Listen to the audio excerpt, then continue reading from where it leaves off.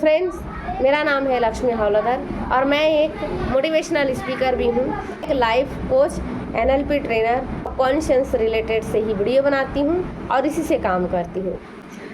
आज एंजाइटी हर किसी व्यक्ति के अंदर एंजाइटी लेकर वो घूम रहा है और एंजाइटी उस मेहमान के समान है।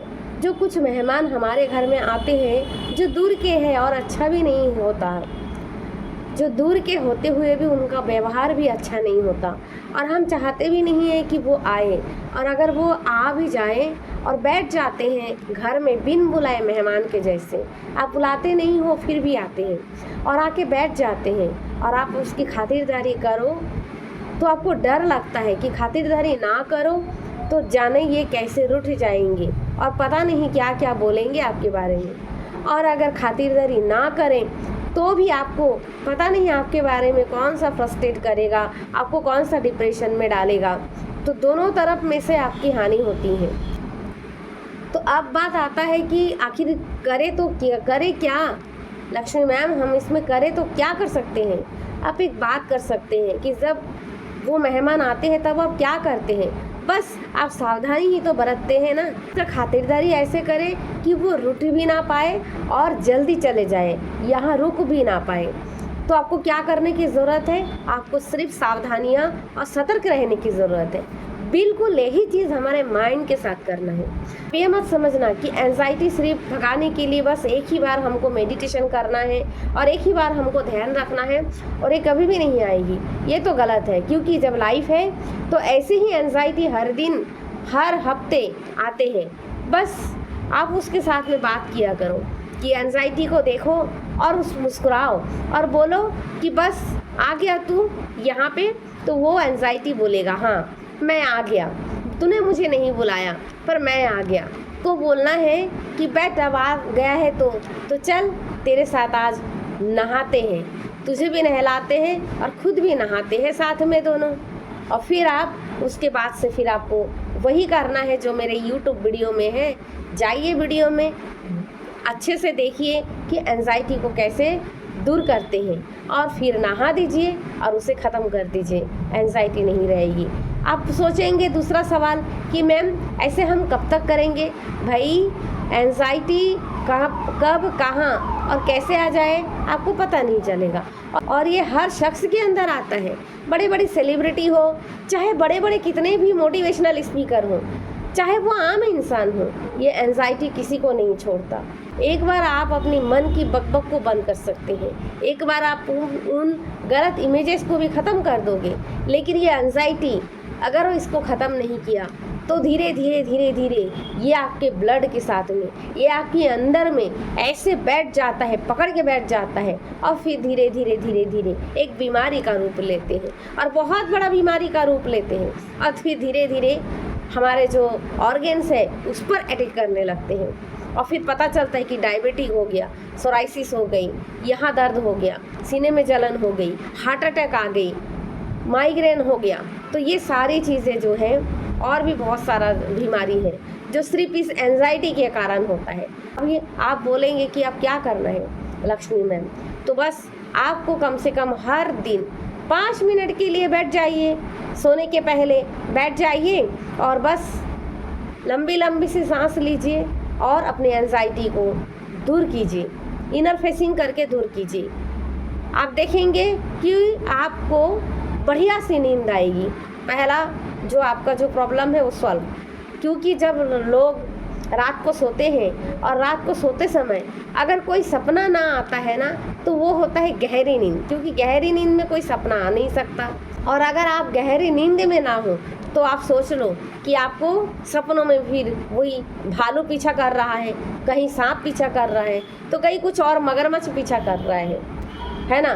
तो ऐसे चीज़ें सपनों में आप देखेंगे, यानी आपकी जो नींद है वो गहराई में नहीं है, क्योंकि गहराई में नींद आएगी तो वो सपना तो आप देखेंगे ही नहीं ना। नींद अगर गहराई में है तो नहीं आएंगे कोई भी सपना, और वैसे सपना तो आएंगे भी नहीं। तो इसके लिए बस आपको करना है कि आप रात को सोने से पहले अपने एंजाइटी को दूर भगाइए, 10 मिनट के लिए ही सही आप 10 मिनट बैठिए, इनर फेसिंग कीजिए और आपको नींद भी बढ़िया आएगी।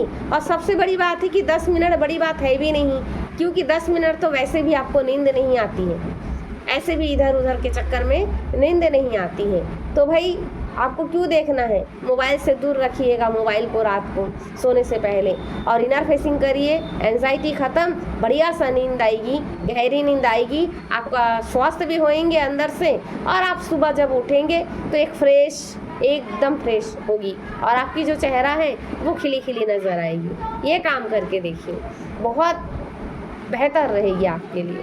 फ्रेंड्स, मेरे चैनल को अगर आपने अभी तक सब्सक्राइब नहीं किए हैं तो प्लीज़ कृपया इस चैनल को सब्सक्राइब कर दीजिएगा, मित्रों और दोस्तों परिवार में इसे शामिल कर दीजिएगा, इसे शेयर कर दीजिएगा।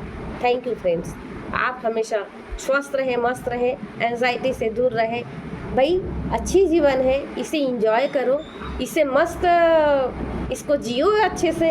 हाँ, काय के लिए हमें डिप्रेशन, काय के लिए छोटी छोटी बातों में हम रूठेंगे, काय के लिए हम खुद इसको ऐसे करके रहेंगे, है ना। लोगों को छोड़िए, लोग तो सिर्फ आते हैं ज़िंदगी में कुछ ना कुछ बहाने करके आपको रुलाएंगे।